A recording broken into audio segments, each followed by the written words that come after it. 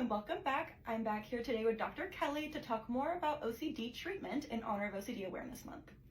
So we talked about all the sorts of things that somebody with OCD might be experiencing, and of course we talked about how it can be distressing. So what can we do about it? Like, what are the steps people can take? The really good news is that there's treatment that works, and there's treatment that works very well. So when we think about people who might be experiencing mild to moderate OCD, we really want to start with behavioral intervention, something that's called exposure and response prevention, or ERP. For those individuals who are more distressed, maybe a more severe level of OCD, we would start with that same behavioral intervention, the ERP, but we would also do medication management as well. Great, that's very helpful. And so what does ERP entail? So the full name for ERP, if anyone's going to Google it, would be Cognitive Behavioral Therapy with Exposure and Response Prevention, or CBT with ERP. We just call it ERP, or Exposure Therapy for short.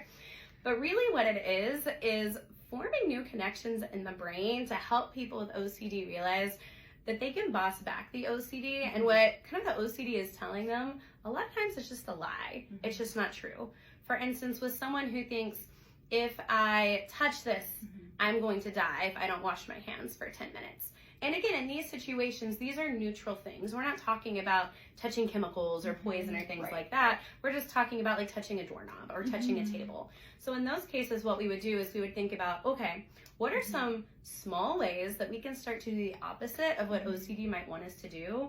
And that's where individuals would work together with their therapist to figure that out, to really start retraining their brain and bossing back the OCD to show, oh wait, look, I did touch this table for 1 second and nothing happened. Maybe next time I could do it for 5 seconds or for 10 seconds. And I could wait longer and longer to wash my hands. Or we could cut down on that washing time as well if that's excessive. So it's really taking very small steps to do the opposite of what OCD wants them to do.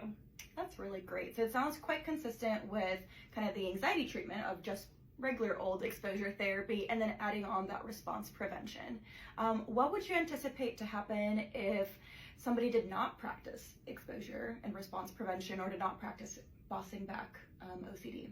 The tough thing is that OCD is a little bit different than anxiety disorders, and that sometimes anxiety disorders will just kind of fade and go away on their own. What we know about OCD is it's much more chronic and much more consistent. So most of the time, if individuals are not receiving treatment for their OCD, then the OCD stays around or it even gets worse.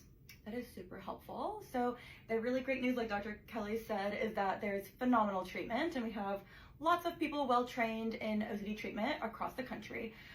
So thank you so much for watching. Hopefully this was helpful, and please let us know if you have any other questions about OCD or OCD treatment.